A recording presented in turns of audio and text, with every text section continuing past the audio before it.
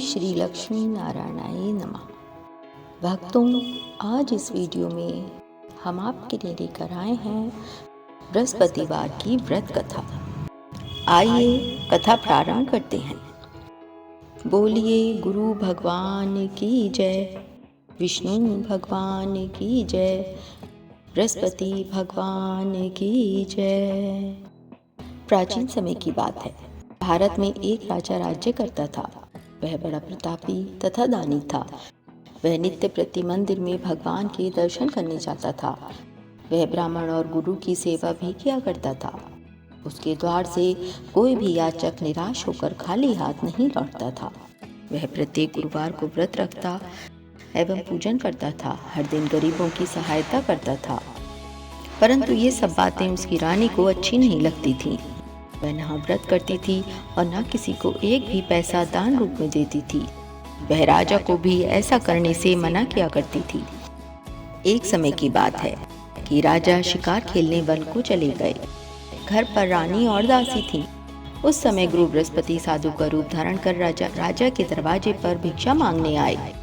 साधु ने रानी से भिक्षा मांगी तो वे कहने लगी, हे साधु महाराज, मैं इस दान पुण्य से तंग आ गई हूँ। इस काम के लिए तो मेरे पतिदेव ही बहुत हैं। अब आप ऐसी कृपा करें कि सारा धन नष्ट हो जाए तथा मैं आराम से रह सकूं। साधु रूपी बृहस्पति देव ने कहा, हे देवी, तुम बड़ी विचित्र हो। संतान और धन से कोई भी दुखी नहीं होता है, इसको सभी चाहते हैं। पापी भी पुत्र और धन की इच्छा करता है। अगर तुम्हारे पास धन अधिक है तो भूखे मनुष्यों को भोजन कराओ, प्याऊ लगवाओ, ब्राह्मणों को दान दो, धर्मशालाएं बनवाओ, कुआं, तालाब, बावड़ी, बाग बगीचे आदि का निर्माण कराओ तथा निर्धनों की कुमारी कन्याओं का विवाह कराओ, साथ ही यज्ञ आदि करो।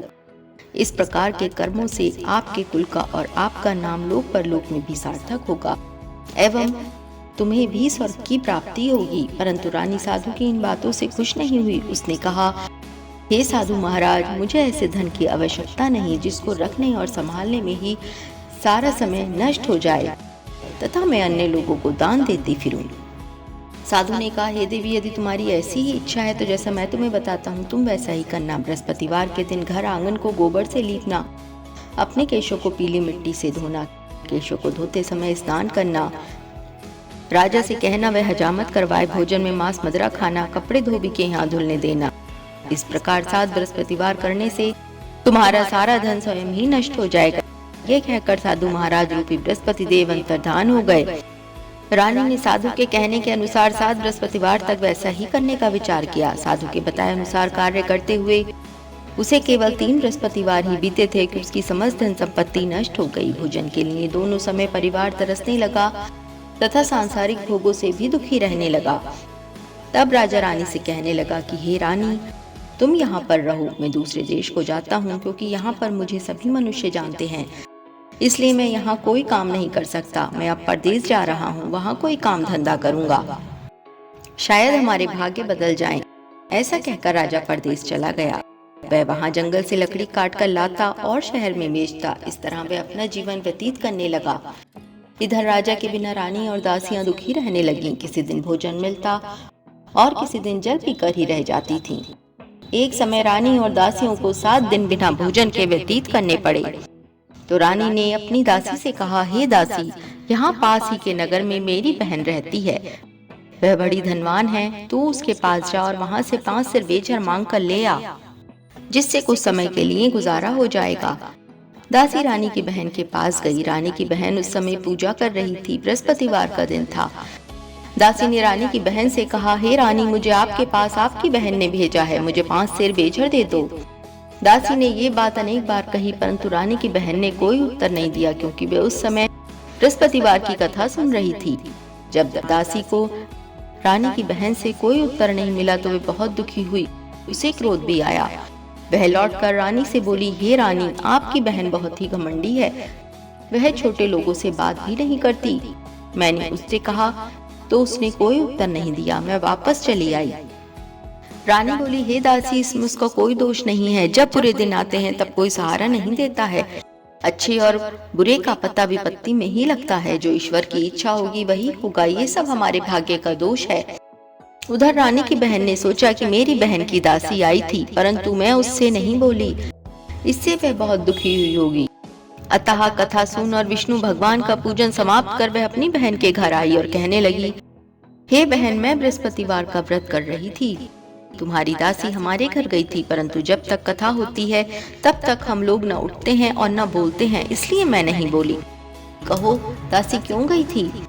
रानी बोली, बहन, हमारे घर अनाज नहीं था। वैसे तुमसे कोई बात छिपी नहीं है, इस कारण मैंने दासी को तुम्हारे पास 5 सेर बेजल लेने के लिए भेजा था। रानी की बहन बोली, बहन देखो, बृहस्पति भगवान सबकी मनोकामना पूर्ण करते हैं। देखो, शायद तुम्हारे घर में ही अनाज रखा हो। ये सुनकर दासी घर के अंदर गई तो वहाँ उसे एक घड़ा बेझर का भरा मिल गया। उसे बड़ी हैरानी हुई, क्योंकि उसने एक एक बर्तन देख लिया था। उसने बाहर आकर रानी को बताया। दासी अपनी रानी से कहने लगी, हे रानी, देखो, वैसे हमको जब अन्न नहीं मिलता तो हम रोज ही व्रत करते हैं। अगर इनसे व्रत की विधि और कथा पूछ ली जाए तो उसे हम भी कर लिया करेंगे। दासी के कहने पर रानी ने अपनी बहन से बृहस्पतिवार व्रत के बारे में पूछा। उसकी बहन ने बताया, हे रानी बहन, बृहस्पतिवार को सूर्योदय से पूर्व उठकर स्नान करके बृहस्पतिवार का व्रत करना चाहिए, लेकिन उस दिन सिर नहीं धोना चाहिए। बृहस्पतिवार के व्रत में चने की दाल और मुनक्कों से विष्णु भगवान का केले की वृक्ष की जड़ में पूजन करें तथा दीपक जलाएं। उस दिन एक ही समय भोजन करें। भोजन पीले खाद्य पदार्थ का करें तथा कथा सुनें। इस प्रकार करने से गुरु भगवान प्रसन्न होते हैं, अन्न, धन और पुत्र देते हैं। इस तरह व्रत और पूजन की विधि बताकर रानी की बहन अपने घर लौट गई। रानी और दासी दोनों ने निश्चय किया कि वे बृहस्पति देव भगवान का पूजन जरूर करेंगी। 7 दिन बाद जब बृहस्पतिवार आया तो दोनों ने व्रत रखा।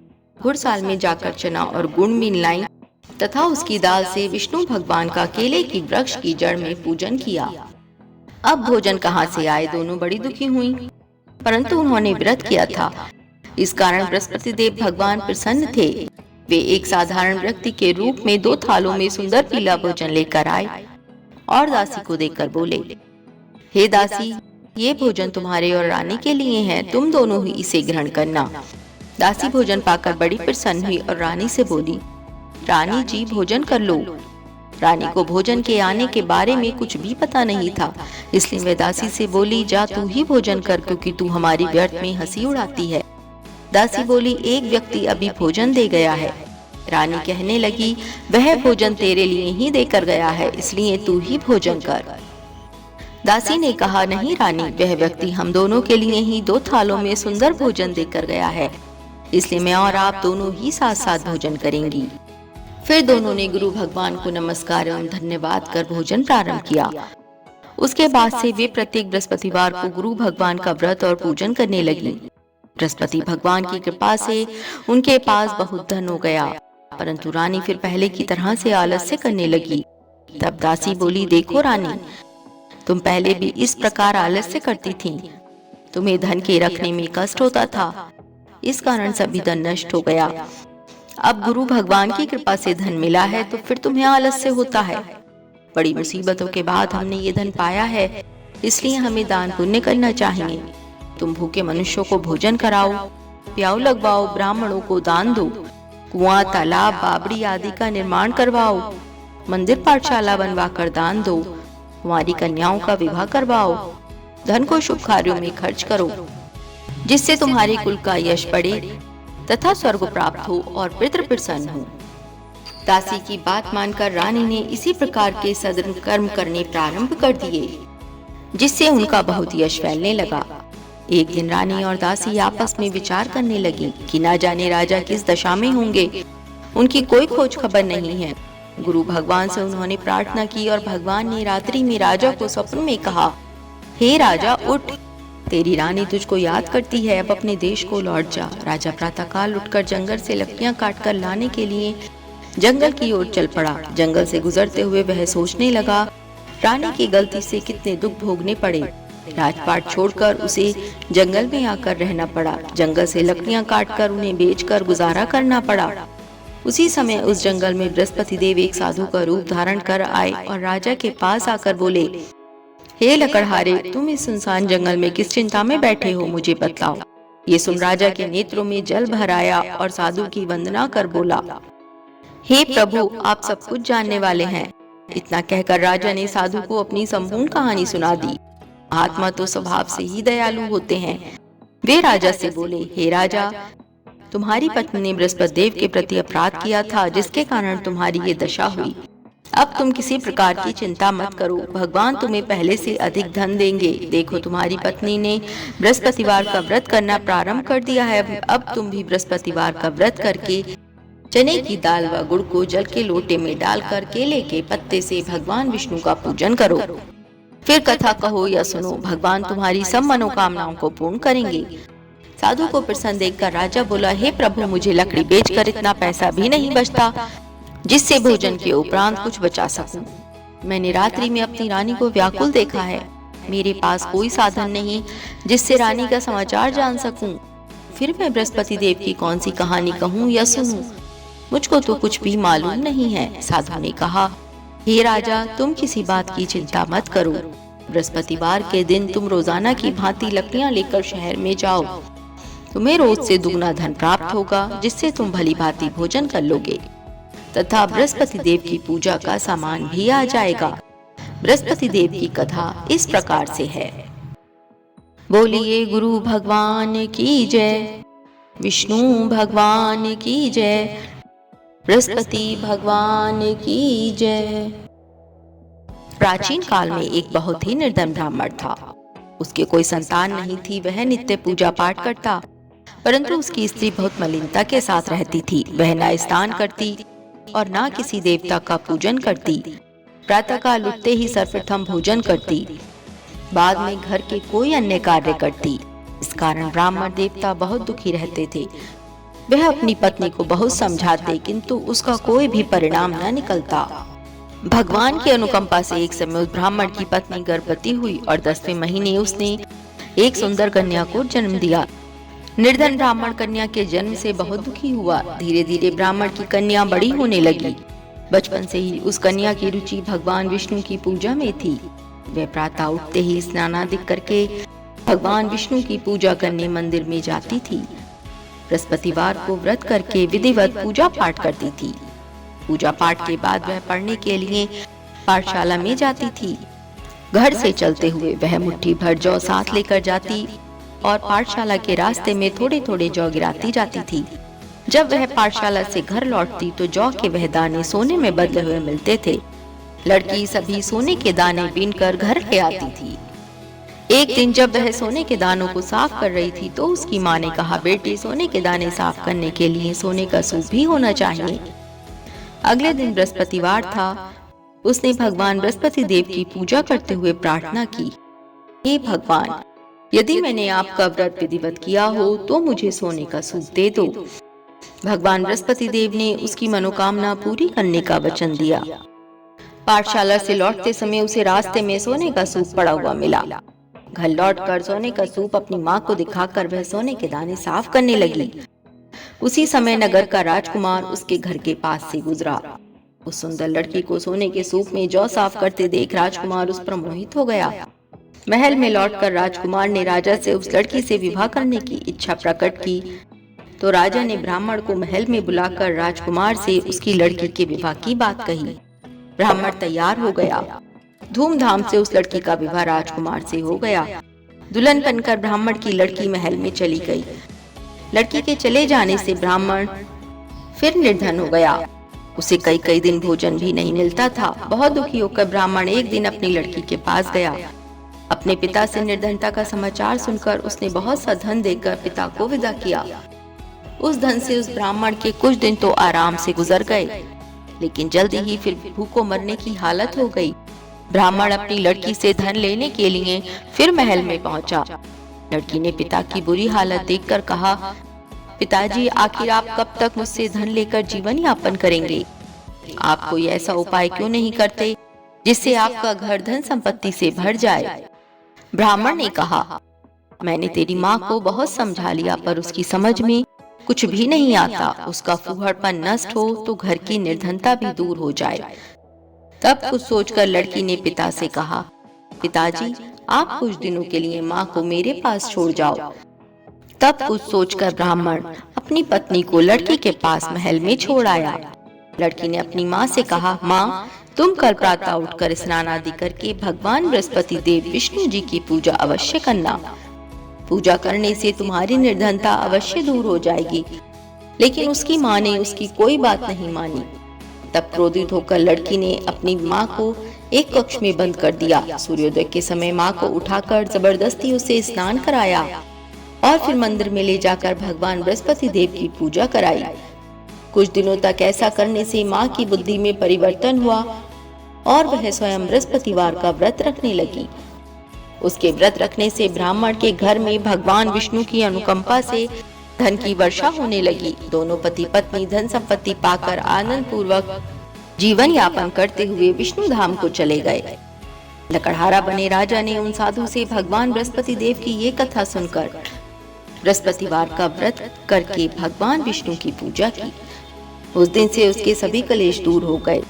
लेकिन अगले बृहस्पतिवार को कामकाज में अधिक व्यस्त रहने के कारण उसने भगवान बृहस्पति देव जी का व्रत नहीं किया। भगवान बृहस्पति देव लकड़हारे से क्रोधित हो गए और उसे भूल की सजा दी। उस दिन नगर के राजा ने नगर में घोषणा करके सबको सूचित किया, प्रत्येक नागरिक मेरे महल में भोजन करने आए। जो नहीं आएगा उसे अपराधी मानकर भारी दंड दिया जाएगा। लकड़हारा बने राजा ने राजा की घोषणा तो सुनी, लेकिन जंगल से लकड़ी काटकर लाने और उन्हें बेचने में देर हो जाने के कारण वह समय पर महल में भोजन करने नहीं जा सका। अतः राजा के सैनिक लकड़हारे को पकड़कर महल में ले गए। राजा ने उसे महल के एक कक्ष में बैठाकर भोजन कराया। उस कक्ष में एक खूंटी पर रानी का सोने का हार लटका हुआ था। लकड़हारा अकेला उस कक्ष में भोजन कर रहा था। तभी उसने एक आश्चर्यजनक घटना घटती देखी। देखते ही देखते वह खूंटी हार को निगल गई। थोड़ी देर के बाद राजा ने हार को गायब देखा तो लकड़हारे को कारावास में डलवा दिया। लकड़हारा मन ही मन अपने भाग्य को कोसने लगा। तभी उसे जंगल में मिले साधु का स्मरण हो आया। थोड़ी देर में भगवान बृहस्पति देव सन्यासी के रूप में उसके सामने प्रकट हुए और कहा, हे लकड़हारे, तूने भगवान बृहस्पति देव की पूजा नहीं की, इसी कारण तुम्हें कष्ट हुआ है। लेकिन अब चिंता मत करो। बृहस्पतिवार के दिन कारागार के दरवाजे पर तुम्हें कुछ पैसे पड़े हुए मिलेंगे। उन पैसों से भगवान बृहस्पति देव का व्रत करके उनकी पूजा करोगे तो तुम्हारे सब दुख नष्ट हो जाएंगे। बृहस्पतिवार के दिन दरवाजे पर पड़े मिले पैसों से चने और गुड़ मंगाकर लकड़हारे ने बृहस्पतिवार की कथा कही। तो भगवान बृहस्पति देव ने प्रसन्न होकर उस नगर के राजा को स्वप्न में लकड़हारे को कारागार से मुक्त करने को कहा। सुबह राजा ने अपने कक्ष में आकर देखा तो खूंटी पर रानी का हार टंगा हुआ था। राजा ने लकड़हारे को कारागार से मुक्त कर दिया और उसे धन और आभूषण देकर विदा किया। लकड़हारा बना राजा उस नगर से चलकर अपने नगर में पहुंचा तो उस नगर में कुएं, धर्मशाला, बाग बगीचे देखकर बहुत प्रसन्न हुआ। राजा ने किसी से पूछा, ये कुएं व धर्मशालाएं किसने बनवाई हैं? सबने उसे बताया कि ये सब रानी और उसकी दासी ने बनवाए हैं। राजा महल में पहुंचा तो रानी ने उसका भव्य स्वागत किया। तब राजा ने निश्चय किया कि सप्ताह में एक बार तो सभी बृहस्पति देव का व्रत तथा पूजन करते हैं, परंतु मैं प्रतिदिन व्रत किया करूंगा तथा दिन में 3 बार कथा कहा करूंगा। अब राजा हर समय दुशाले में चने की दाल बांधे रहता तथा दिन में 3 बार बृहस्पति देव जी की कथा कहता। कुछ दिनों के बाद राजा को अपनी बहन की याद आई। एक दिन घोड़े पर सवार होकर राजा अपनी बहन से मिलने चल दिया। अभी राजा नगर के बाहर पहुंचा ही था कि उसने कुछ लोगों को एक शव को ले जाते हुए देखा। राजा को स्मरण हो आया कि आज उसने किसी को बृहस्पतिवार की व्रत कथा नहीं सुनाई है। राजा ने उन लोगों को रोककर कहा, भाइयों, शव को ले जाने से पहले मुझसे बृहस्पतिवार की कथा सुन लो। लोगों ने राजा पर क्रोधित होते हुए कहा, तुम पागल तो नहीं हो? लेकिन कुछ बड़े बूढ़े लोगों ने कहा, अच्छा भाई, साथ में चलते चलते तुम अपनी कथा भी सुना लो। राजा ने चलते हुए आधी कथा ही सुनाई थी कि शव हिलने लगा। राजा की पूरी कथा सुनाते ही शव उठकर बैठ गया। लोगों ने हैरानी से दांतों तले उंगली दबाई और अगले बृहस्पतिवार से भगवान बृहस्पति देव का व्रत करने व कथा सुनने का निश्चय कर लिया। अब घोड़े पर सवार राजा चलते हुए एक किसान के पास पहुंचा। किसान अपने खेत में हल चला रहा था। राजा ने कहा, अरे भाई, मुझसे बृहस्पतिवार की कथा सुन लो। किसान झुंझलाकर बोला, अरे भाई, देख नहीं रहे, जितनी देर तक तुम्हारी कथा सुनूंगा उतनी देर में तो पूरे खेत में हल चला लूंगा। राजा निराश होकर चलने लगा। तभी किसान के बैल लड़खड़ाकर जमीन पर जा गिरे। किसान के पेट में भी जोरों का दर्द होने लगा। उस किसान की पत्नी जब खाना लेकर आई तो उसने किसान से इस बारे में पूछा। किसान ने घुड़सवार की पूरी कहानी सुनाई। किसान की पत्नी दौड़ती हुई राजा के पास पहुंचकर हाथ जोड़कर बोली, भैया, मैं तुम्हारी कथा सुनने को तैयार हूँ। राजा ने उसके साथ खेत पर पहुंचकर बृहस्पतिवार की कथा सुनाई। तभी बैल उठकर खड़े हो गए। किसान के पेट का दर्द भी तुरंत ठीक हो गया। राजा अपनी बहन के घर पहुंचा तो उसकी बहुत आवभगत हुई। अगले दिन सुबह उठकर राजा ने देखा, घर के सभी लोग भोजन कर रहे हैं। किसी भूखे को बृहस्पतिवार की कथा सुनाए बिना राजा भोजन नहीं करता था। उसने बहन से कहा, बहन, क्या घर में कोई ऐसा व्यक्ति है जिसने अभी तक भोजन ना किया हो? उसकी बहन बोली, भैया, हमारे घर में तो क्या, आपको पूरे नगर में कोई ऐसा व्यक्ति नहीं मिलेगा जिसने सुबह सुबह भोजन नहीं किया हो। तब राजा ने बहन के घर से निकलकर उस नगर में बिना भोजन किए व्यक्ति की तलाश की। एक गडरिये के घर में उसका बेटा बीमार होने के कारण भूखा रह गया था। राजा ने उसको जाकर बृहस्पतिवार की कथा सुनाई। कथा सुनते सुनते गडरिये का बीमार बेटा बिल्कुल ठीक हो गया। सबने राजा की बहुत प्रशंसा की। एक दिन राजा ने अपनी बहन से कहा, बहन, अब हम अपने घर जाना चाहते हैं, तुम भी हमारे साथ चलो, कुछ दिन वहां रहकर लौट आना। राजा की बहन ने अपनी सास से पूछा तो सास ने ताने देते हुए कहा, बहू, मायके जाना हो तो अकेली जाना, मेरे पोतों को नहीं ले जाना, तुम्हारे भाई के कोई संतान नहीं है, कहीं तुम्हारी भाभी मेरे पोतों पर कोई जादू टोना ना कर दे। दूसरे कक्ष में बहन की सास की बातें सुनकर राजा दुखी मन से अकेला ही अपने नगर को लौट गया। रानी ने राजा से कहा, आप तो अपनी बहन को साथ लाने की बात कहकर गए थे, फिर बहन को साथ क्यों नहीं लाए?